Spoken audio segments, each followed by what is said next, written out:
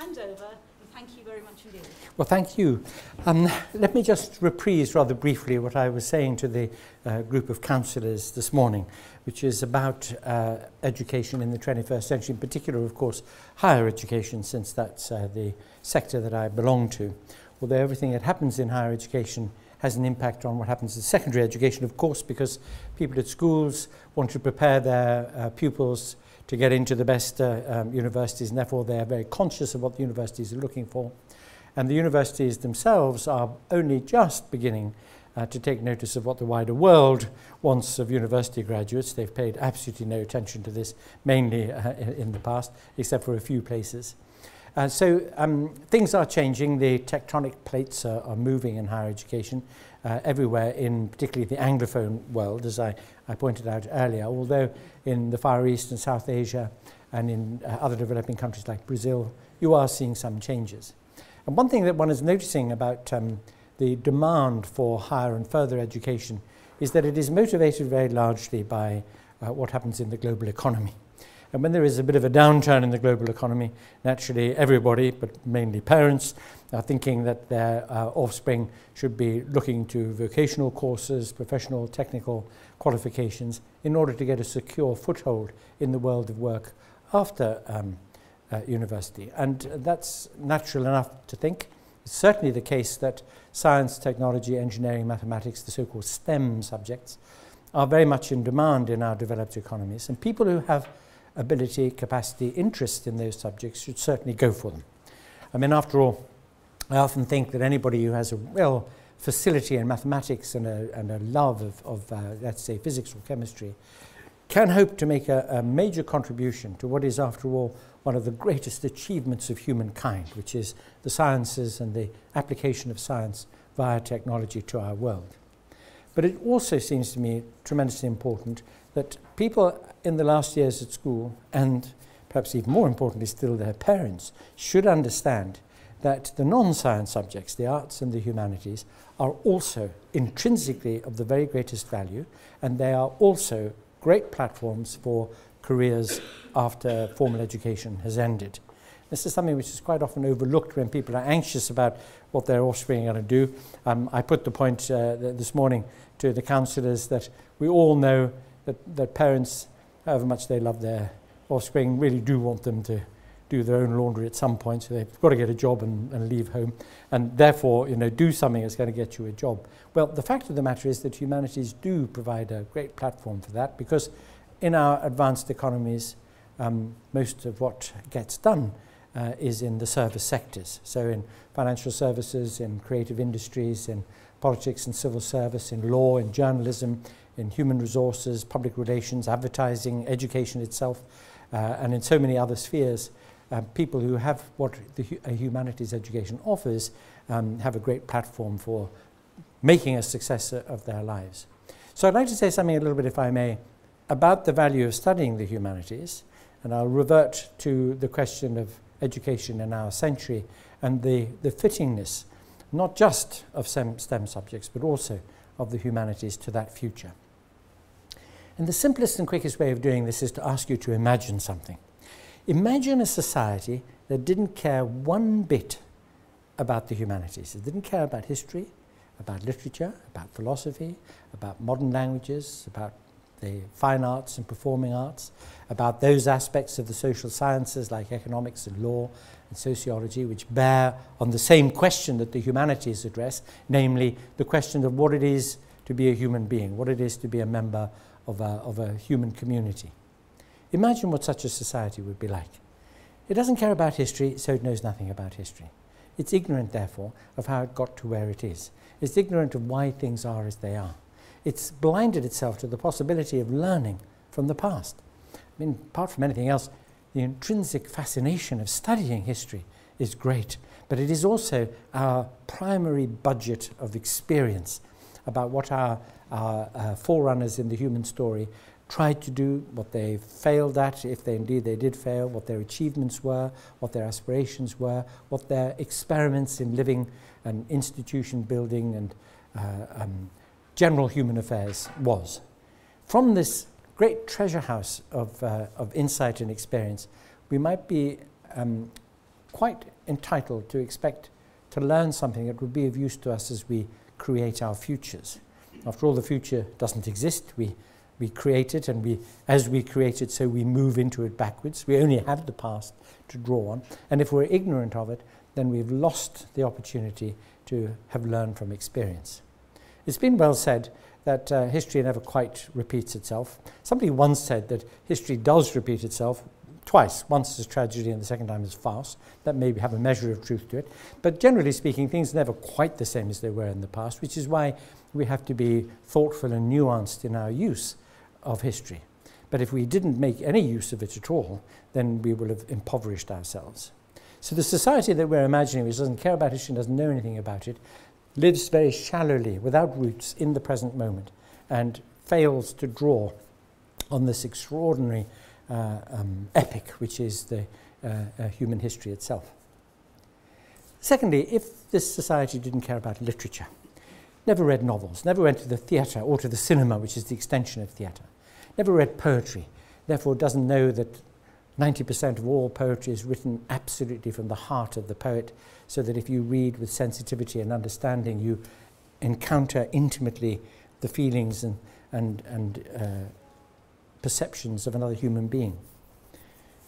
This society would ignore the stories we tell one another about what it is to fall in love or to experience grief or to have great aspirations and to struggle in life.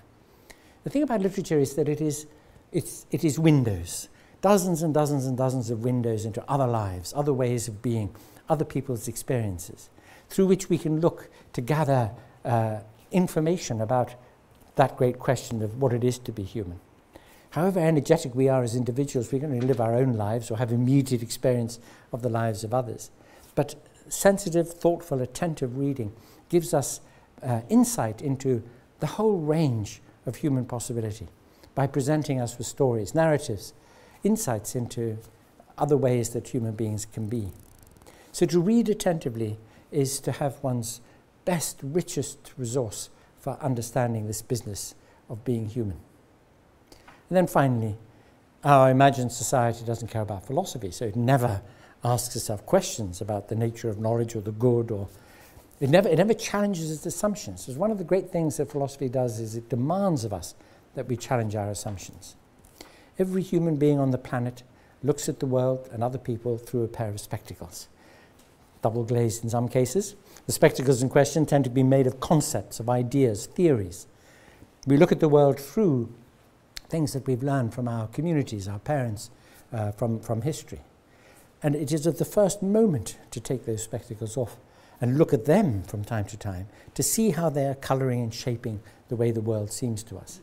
This is vital, because if we never do challenge our assumptions, we can continue on in a rut that leads in the wrong direction, or we can continue to be unjust to our fellows, or we can just make mistakes about how the world really is. An example I like to give people stems from the fact that I spent a lot of my life at the University of Oxford, both as a student and as a teacher. And you've all heard of Oxford. Some of you may have heard of that other place, I like to say. My colleague is from that other place. Cambridge, I think it's still called. Well, Oxford people notice about Cambridge people that Cambridge people think that what happens in Cambridge applies to the entire universe. And my example of this is Isaac Newton. He was sitting in a damp meadow near Cambridge when an apple fell on his head, made him look up in the sky. There he saw the moon, although it was broad day. And he asked himself the question, why doesn't the moon fall to the earth? And thereby, of course, hangs a long and curly tail, because it helped him to work out eventually the law of gravity, the inverse square law of gravitation, which, like a very good Cambridge man, he applied to the entire universe. Now, I'm pretty sure that the International School of Zug in Lucerne students would want to quiz Isaac Newton if they got the opportunity to ask him why he thought that. Why did he think that the laws applicable in Cambridge apply to the entire universe? Well, naturally enough, he assumed that the universe is the same everywhere. We now know that that assumption is not well founded. The laws of physics break down on the event horizon of a black hole. They don't apply to singularity like the Big Bang. So we have a very, very good reason for challenging him on this assumption. And if you asked him why he assumes it, what would he say? What did Newton say in the Principia? He said, the universe is the same everywhere because it was created by God, and God is an economical workman. Well, I like to point out to people that there are at least 3 assumptions in that assertion: that there is a God, that she created the universe, and that she's an economical workman. People ask me, why do you say she? I say it makes everybody sit up and take notice at that point. These assumptions are not physical assumptions. They're not scientifically motivated assumptions, and yet they lie in the very foundation stones of Newtonian physics. And that is a surprising result, that you very often find that when you dig into the basis of something, that you get funny results. Let me give you a more pertinent result.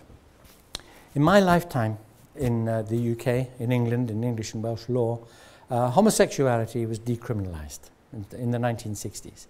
Now, when I was a kid, if people were gay and they expressed their affection for one another, they could end up under lock and key. Tragically, today in our world, in Iran, for example, people are being killed because they're gay. They're being hanged from cranes in the public square. It's appalling. Where does this come from? Where does this hostility to homosexuality come from? Well, it comes from the fact that, and by the way, it's a theme throughout the Judeo-Christian Islamic tradition, is the tradition of these very young religions in human history, stemming ultimately from the Jewish tradition. The early Jewish peoples were herding people. The flocks of sheep and goats really mattered. The increase of the flocks really mattered to them. It was an existential matter, that the seed of the male should go to the egg of the female so that the flock would increase. And that if anything other than that happened, that was bad news. Now, you will have noticed, since you were all reading the Old Testament in the bath last night, that the prophets and patriarchs of the Old Testament were perfectly happy about having a multiplicity of wives. I think Solomon had 1,000 of them, and kept him pretty busy. But Abraham and Isaac and others, they had children by their slave girls and concubines and other wives. So all that didn't matter. Fornication and adultery weren't a problem in the Old Testament, but my word, homosexuality was. So, Onan, who was meant to raise up seed to his brother's name, refused to do it, struck dead on the instant when he spilled his seed on the ground. And so it went on. Leviticus chapter 21:2, if man lies with a man as with a woman, he must be stoned to death, and so on. Why this anxiety? Well, because the seed of the male must go to the egg of the female. Doesn't matter which female, just so long as the egg of the male must go to the egg of the female. That resulted in a period of moral theology in the Christian church when masturbation was worse than rape, because rape can result in pregnancy. And that seems to me to be twisted thinking. And if you think about the consequences of an assumption which is made of that type, you come up with very surprising results.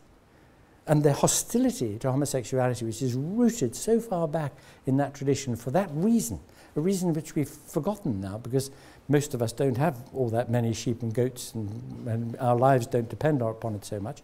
We've lost touch with the assumptions. And it's only when we examine the assumptions that we begin to realize that maybe the reason why we think as we do about something as we thought about homosexuality was the wrong reason. And that is why philosophy matters. It matters that people challenge ideas, ask why, what's the real meaning of this? Does it stand up to scrutiny? These are very key matters. So this society that we're imagining, which never has this conversation with itself about the right and the good and the nature of knowledge and the sources of our moral beliefs and practices, so that society would remain as shallow, as limited as it is because it doesn't care about history or literature. Now here is my point. Any individual human being who, like that society, doesn't care about and knows nothing about history and philosophy and literature is as shallow and as limited as that society is. This is why the humanities matter. They matter because they expand the mind. They turn on the lights. They make people see what there is to be seen. Ignorance is a very blinding thing. If you don't know stuff, then as you pass through the world, you don't even notice what there is to be seen. Take the example of somebody who knows no botany, but goes for a walk in a wood. Well, you might have a lovely walk in the wood, but you won't differentiate elm from oak or see the primrose or recognize the different kinds of fungi there might be in the wood. Knowing things illuminates everything. Things come into salience. You recognize and understand things. I was saying to the students earlier. You've got a wonderful bunch of students here, by the way. They're absolutely terrific. Great questions, great ideas. It's a really lovely afternoon with them. But I was saying to them that they should bear in mind what in the Chinese language is distinguished in the way of attempt verbs and success verbs. You know, you can listen, but you might not hear. To listen is an attempt verb, to hear is a success verb. To look is an attempt, but to see is a success. And in the Chinese, in Mandarin, they use the expression look-see. So if you're watching something, you say, I look-see that thing. 我看见真实, I'm watching television. This idea of seeing, of hearing, of actually registering what there is in the world requires education. It requires knowledge. It requires the insight that comes from having knowledge. And this is why even those people who go on to study science, I say to them, by all means, you must. If you've got that capacity and that interest, go ahead and do it. But never stop reading. Never stop trying to find out about our human world. Never stop discussing the great ideas that shape and configure our lives for us. But those people who are not naturally bent towards the sciences, but who love the idea of studying history or really want to know more about philosophy or who love literature, they should go for it. Go for it. Follow their hearts and do it, because it is so enriching, so expanding. And you know, any person who has that interest and that knowledge is just in the nature of things going to pass it on. I think, and this is a sort of footnote remark, I don't know whether you know this, but only 47% of women in the Middle East are literate. And if you think of what that means in their interaction with their children and with their fellows in society, and how limiting it is not to read or not to be informed or, you know, able to look at a newspaper or explore the great riches of the world's literature. But if you can do those things, you may very well allude to something or pass on a piece of information or an insight or quote a line of a poem. And when you do that, you switch on a light for somebody else. But also, of course, this study of the humanities provides that basis which so many people are looking for out there in a world which is a human world, a world of human realities. I was saying to the councillors earlier that a friend of mine loves to employ, and he's a huge international company, he's the CEO of, he loves to employ students of the humanities because they have this insight into matters human. As he puts it, in our human world, everything that happens as a result of some human being saying yes or no. And to know things about that human world, therefore, is very valuable. In fact, not very long after that encounter with that old chum of mine, I gave a talk at Imperial College London. And Imperial College, of course, is one of the world's great science, engineering and medicine institutions. And I had dinner with the pro-rector of Imperial afterwards, and she said to me, we've just finished a very interesting bit of research here, which is why our graduates were not getting their first choice jobs. First-class graduates from this great institution, and not all of them were getting their first choice jobs. Why not? Well, they talked to the employers, asked them why. And the employers said, your graduates are fantastic. They're wonderful as specialists. But that's all they know. And when in 5 and 10 years' time they get to senior positions, management, they need to be able to be a bit more of generalists. They need to know something else. We're looking for people who have that bit of extra breadth. As a result, Imperial College London have introduced a strand of humanities studies alongside their science studies. And if that doesn't tell you the importance of the humanities, I don't know what will. So that brings me back to the point about education in the 21st century, and on this point I end. Our century is a century of very, very complex and extremely rapid change.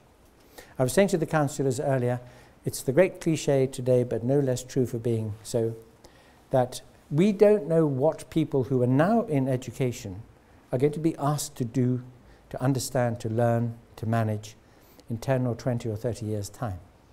You know, they say about the army is always practicing fighting the last war, which is why it doesn't fight the next one as well as it might. But what we can't do in education is to train them for what's now and has been. We don't know what we're going to be preparing them for, except in one respect, that we can really make them capable of doing what's necessary when they meet those new ideas, new techniques, new challenges, that they will really be able to master them, deal with them, challenge those new ideas, learn how to handle the new techniques. That's what we've got to do for them, is to prepare them, make them ready, make them apt for the future. That's what we as educators have to do.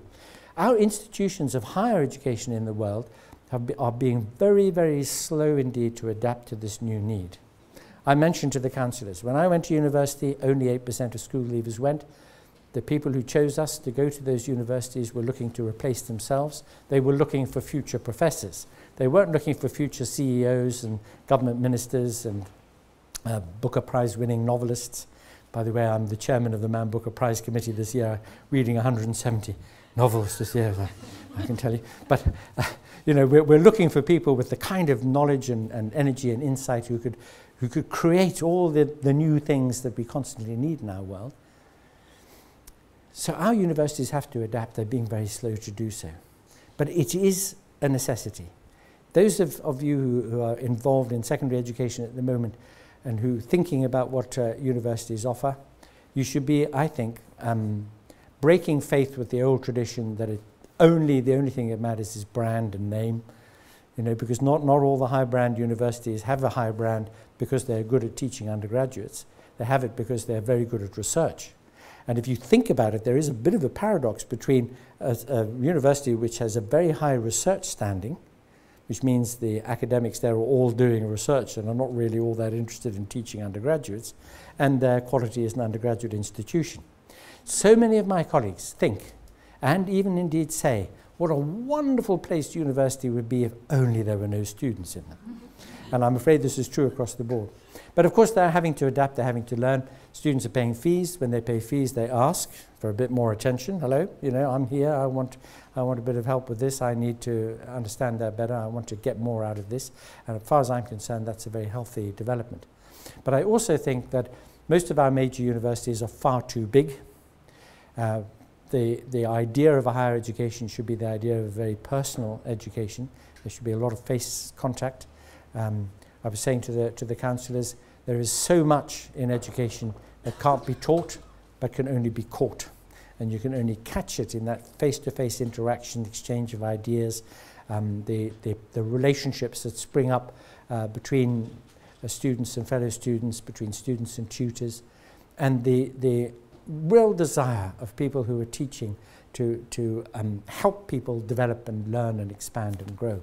And in a more personal kind of environment, intellectual environment, that can happen.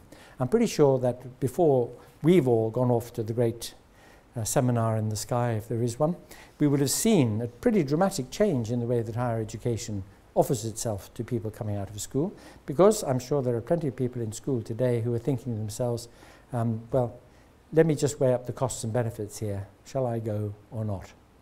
My own advice is go, follow your heart, pick an institution where you know you're going to be sitting around a table with others who really want to talk about this stuff, and from that you will learn.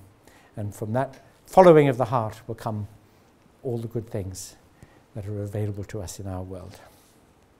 Thank you very much, everybody.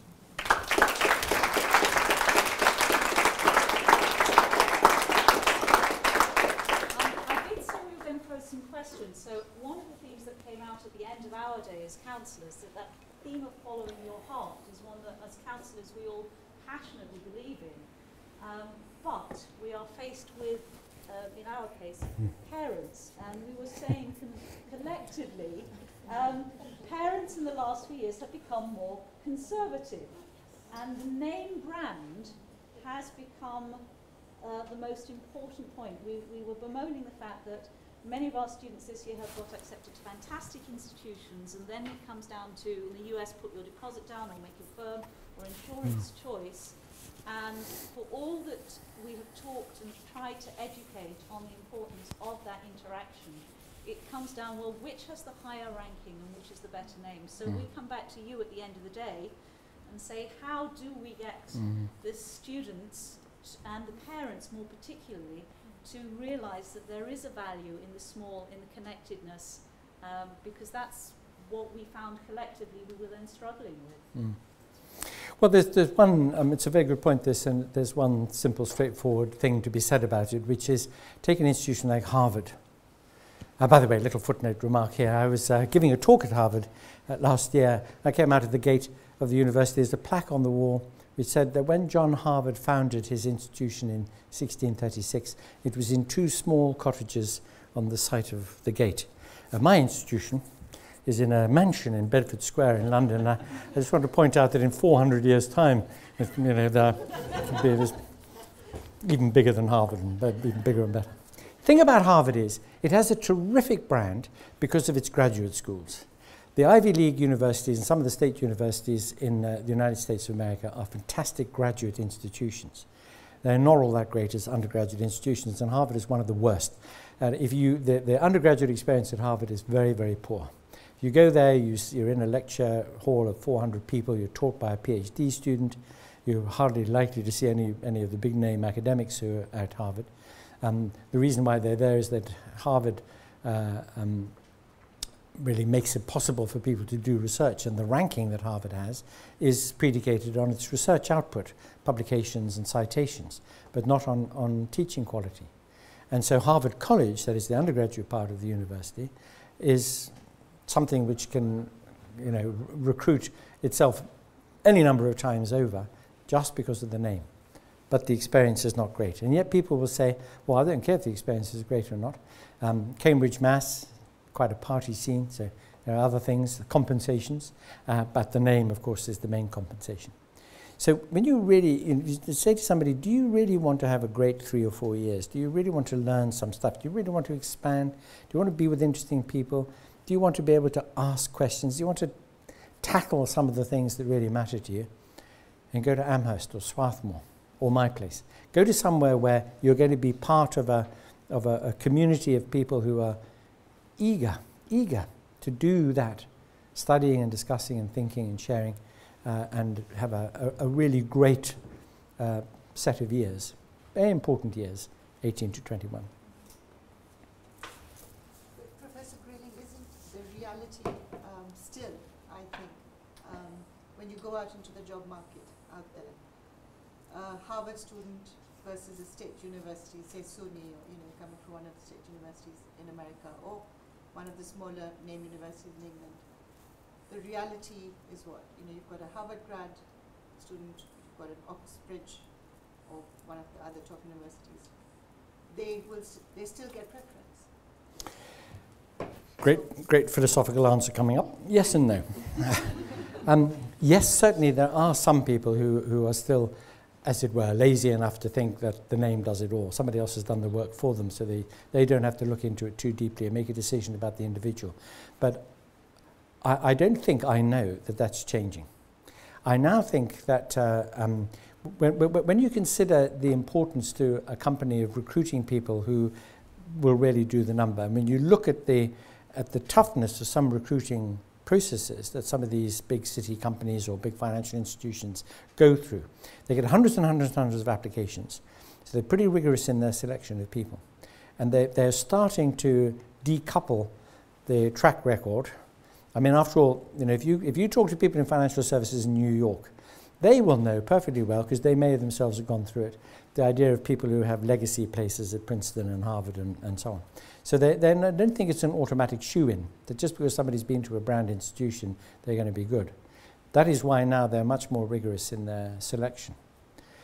And this is associated with something I was mentioning to the councillors earlier about the fact that the Graduate Employers Association reports in the UK are now very sceptical about the value of an undergraduate education unless it really does fit people for what the graduate employers, want from them.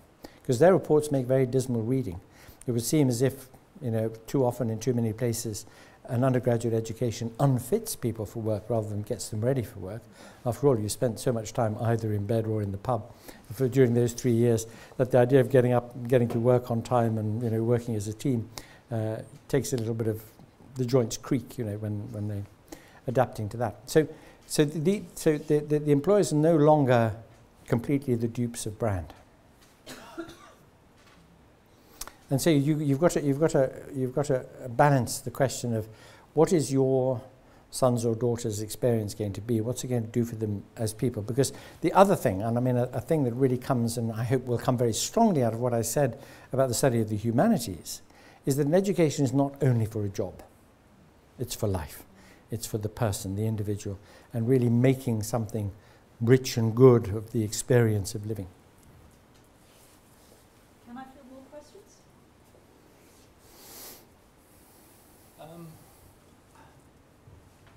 You talk about change, hopefully coming at some point, but are the universities, and I refer to the UK particularly here, actually listening? Because we've sat and we've listened to somebody from Harvard graduate school talking about education and the message coming from employers of the skills that are needed. We as schools recognise the need for entrepreneurship and things like this, and yet we come up against this barrier of university requirements. They have to have the exams, they have to have the points, and you know, as you mentioned earlier, that just shuts down the education that we as a school can offer, because parents rightly want us to be able to get the kids into the universities of their choices. Yeah. Are universities listening to the messages that are coming from employers, from schools? What is the time frame that we can expect some kind of change? Well, on that very last question, it's always difficult to predict. You may remember that before the First World War, people thought that biplanes flew better than monoplanes. They therefore predicted that future aeroplanes would have 12 wings. They were wrong. So prediction is a mug's game, and it's hard to say. But I do see, you know, I see the message just beginning to filter through rather slowly. You know, there's no more stupid a person than a really intelligent academic. So the idea that they are having a freezing effect on the schools and they're not being very responsive to the world outside is just little by little, the tiny little bit of drip feed making some difference. Certainly made a difference to me. My institution is exactly a response to the fact that I don't believe, as I said to you earlier, I'm no great believer in examinations or examination grades. They are something of an indication, but unless you meet and talk to the student, read their work, talk to their schools, find out about their background, really get to know the individual, you cannot make a good judgment about that person. You certainly can't do it on the basis just of grades. The IB, of which I'm a big fan, I think is a different story. But A-levels I'm very skeptical about. They're far too prescriptive and narrow. There are far too many very good and bright people who don't do well at A-level because they're too smart for the A-level system. And that's a tragedy. It shouldn't be happening like that at all. So you very eloquently describe there the dilemma that schools have. The parents want you to get their kids into the great universities. The great universities have got thousands of applications, so they do everything on a kind of, you know, one-size-fits-all basis with on the paperwork. They're missing out a lot of great talent. They're doing everything in a very over-formalized kind of way. And so the system is not really working. That it does both in the direction from school to university and from university to school. It's not really working as well as it might. Of course, some of the very, very best people will get through and go to the great institutions and will succeed, but then they would succeed anyway, whether they went to university or not. But people who could be good, could be really great, choose the wrong subject, go to the wrong university. Choose the wrong subject because the parents and others say to them, do something that's going to get you a job afterwards. They go to an institution because it's got a brand name, might not suit them. They come out at the other end disillusioned by it and by the process and feeling that they're a bit of a square peg in a round hole. The only way that you can avoid that is to say, go somewhere where you do what you want in the way of study and where you are really going to fit in and have a chance to develop yourself as an individual, not as a number in a system. And then you're still 21 or 22 when you come out the other end. You can do some thinking about your choices then in a much better position than if you come out feeling that it hasn't quite worked for you. Yeah. If we were able to remove that barrier perhaps of examinations, if schools were able to think freely about what sorts of experiences they should be providing their children or their students, what do you think schools should be doing to best prepare students for the 21st century? Well, really giving them the confidence and the capacity to think, to know how to learn, to be really good critical evaluators of information, to be clear-sighted. I mean, this is a great gift of education, is the ability that people have to be assessors and critics and perceivers. You know, so if you give this sort of acuity of vision, it's a bit really like being an optometrist. You know, give them the right spectacles or help them to acquire the right spectacles. I need to flesh that point out by saying that I don't think it is the business of any educational institution to be teaching people what to think about things in the world, either politically or in connection with religion or something else. But they should certainly be teaching people how to think, how to learn, how to acquire, how to assess and evaluate. You know, give them those sorts of intellectual skills, and make of them inspired readers.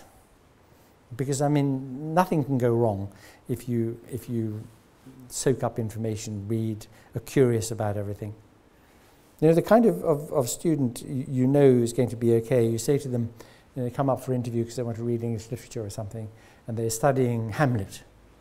And you find out that because they were studying Hamlet, they were so switched on by it that they also read Lear, Othello, Macbeth, and Henry IV, Part 1 and 2. That kind of thing, that desire to put things into context and go the extra, kilometre on something that you're doing. That's the mark of somebody whose mind has been tuned up in the right kind of way. Yeah. You alluded a moment ago to university students when they become like 21 and 22, if they've had a good university education, they're in a better position to choose. It's part of the problem that people go to university too young and they're almost forcing people through something too quickly. I mean, when you look at in England and kids come out at 21 and they've been to university and have a degree and don't remember much of what happened. Yes, for various reasons. One might be they've also forgotten some of the things they should know by that time too. You make a very good point, actually, that university doesn't suit everybody at the age of 18. It suits quite a lot of people, I think, because they're still at that very absorbent, intellectually plastic age where they can pick up new things and new ideas and relish the sort of freedom of debate. But university institutions ought also, I think, to be very receptive to people at all ages and stages. And personally, I think as time goes by, people live longer, retire at much later ages, that universities ought to be welcoming people back again after 10 or 20 years or whatever, and adapt courses for them so that they can enjoy it, retrain, or do something completely different. I used to teach at Birkbeck College at the University of London, which had that particular remit for people who were in work and wanted to come back and do some study. And my career was first half at Oxford, second half at Birkbeck, and I had always had wonderful undergraduates to teach and graduate students for that very reason. Very bright kids at Oxford, very interested people at Birkbeck. And the great value of being an academic is that you're a lifelong student. You're learning from your students all the time. As they say in Latin, docendo disco. I learn by teaching. Yeah. I would just like to say something, because just supporting what Jessica said. I'm a coach, and I'm coaching many people from young 20, 21 to 50 and something. And with almost all of them, we came to the point, follow your heart. And so many of us are changing around 40-something, completely the path, and coming back to something they had that passion, they were passionate about when they were 18. And I think I saw that with myself, and I see that with so many people around me, coming back to something completely different, another career and everything, just because they couldn't follow what they were passionate about when they were 18, because the parents forced them, or for any reason, and they come back much later. And also, so many people are near to the burnout just because they cannot be themselves. I've seen that. And I think having been also in the industry, having to hire people, the people I chose were the ones that were passionate. Because they just tell themselves so much better. They're just passionate, they live what they're just thinking. They just don't say things because it's out of books, because of learn it, but just because they live it. And I think this is important for us parents to know where the passion of our children are, so that they can live it and express it and sell themselves afterwards on the market. It's so true. It really is. It's so true. It has all the feeling of something that we all sort of know and should know, and yet we never put these insights to work properly. An analogous thing to say is that when I taught at Oxford, I used to be part of the admissions process there, so we would interview students. And by the way, there were so many very, very bright people who applied to Oxford who couldn't get in because we didn't have enough room for them. That was the heartbreaking thing about the process. But my colleagues at Oxford liked to ask them really tough questions, really put them on the spot, make them feel, really nervous and see whether they could cope with a difficult challenge like that. And I so deprecated that. At my place now, what I want is a relaxed interviewee who can talk about things that interest them. They feel good, you're confident, you can really find out what they're like. See the real person, see what you can do with them and get from them. And if that attitude, the attitude where be your best, let me see you at your best, relax, be confident and let's work on this together.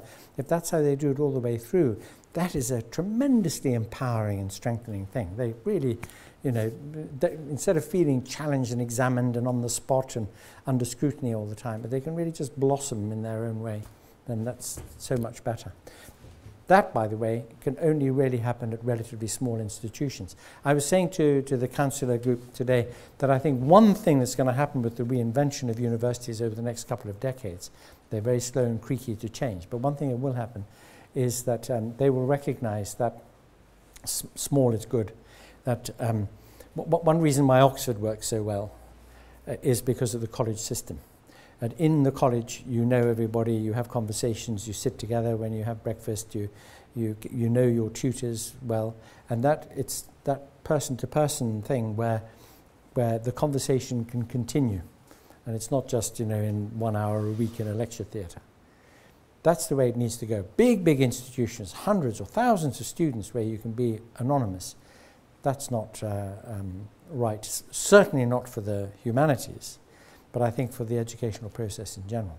So I suspect that I was talking to the councillors about the MOOC phenomenon, the massive open online courses, how so many people around the world can do online university education with professors from Harvard and MIT, and they want the brand, they can have it on TV, on the internet for free. But that tiny proportion of them, the best of them, will eventually become hungry. By the way, there's empirical data for this, because people doing MOOC courses, about a week or two in, they set up a Facebook group. Facebook group, they find people in their local area. Find people in their local area, pretty soon they're meeting, face-to-face and talking, because that's where education really happens. It doesn't happen online. So the MOOC phenomenon is going to produce a need for the very best students who do it to go to these elite institutions where they can meet and talk. So, those of us who are at the sort of top end of quality in higher education are very delighted about MOOCs, because we know we will be fed by the people who really want to have that experience.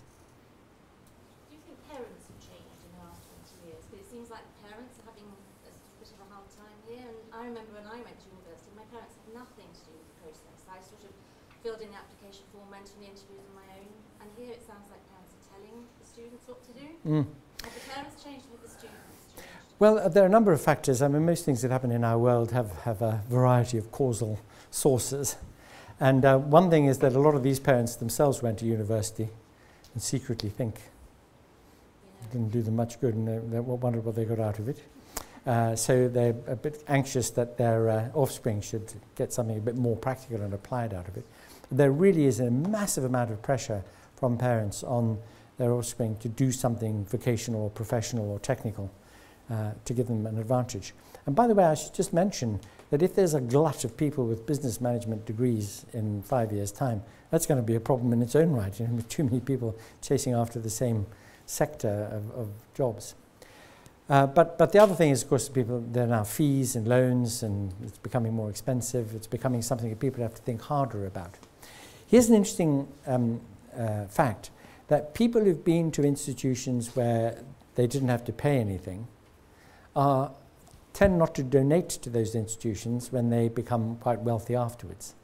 People who pay for their university education, as in the US, if they're very successful afterwards, they tend to donate to the institutions they were at. What does this mean? Because it tells you something about the value of something that had to be paid for or money had to be borrowed for, what it meant. Some of the institutions in the US have people on full scholarships. We do this. In my institution, we have students that pay no fees at all. They're on full scholarships. We give them a grant, not a loan, for maintenance in London. And when they leave, we'll give them a bill. This is how much it cost. And on the bill will be a stamp saying paid. It was paid for you by our endowment. And other people helped you through this. And that consciousness of the fact that it's not free. I mean, how many of us were educated in the UK when it was all paid for by the taxpayer? And so we thought it was all free. But of course it wasn't.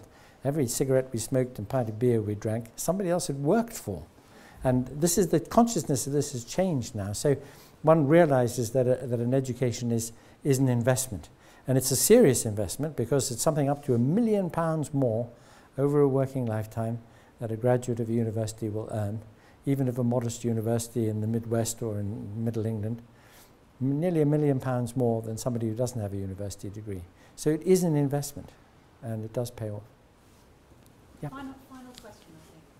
One reason might also be that we are in a global environment here, that not all students come from a British or an American background. And myself, I come from Denmark. There was never talk about me going to a university in US or UK. I was staying in my country, having my university degree there. And but we knew about Harvard, we knew about Oxford and Cambridge and all the Ivy League, and that's why parents maybe today think that's where the kids should go. I think the quality of parents, talking about it, will change within the next 20 years. Mm. Well, that's a very good point too.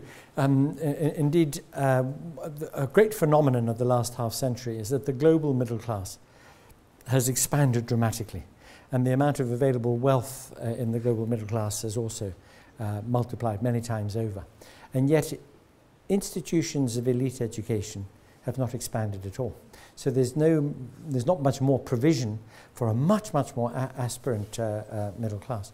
And they are thinking in actually it's rather, you might almost say, if you were being very harsh about this, in slightly cliched terms about what really counts. Instead of tailoring, there are a lot of very good places where if you knew about them, if you had the facts about them, and you could see if you're year 12 or year 11 person, actually this is the institution that person should go to. They really flourish there and have a lovely time. And if people were, widened their horizons a bit about where people go and what it's for, and got rid of this over-focus on what job you're going to get afterwards, as if Morgan Stanley were our contemporary equivalent of heaven, but also thought that there is life to be lived. There are love affairs, there's travel, there's voting, there's all sorts of other things about a life lived with understanding and appreciation and insight. That's what you want when somebody goes off to higher education. You want them to go so that they're going to drink deeply, of course they will, but to drink deeply from the fountain of insight that our culture provides us, really to have a good life, not just a good job. I think at that point we'll conclude, and thank you very much indeed.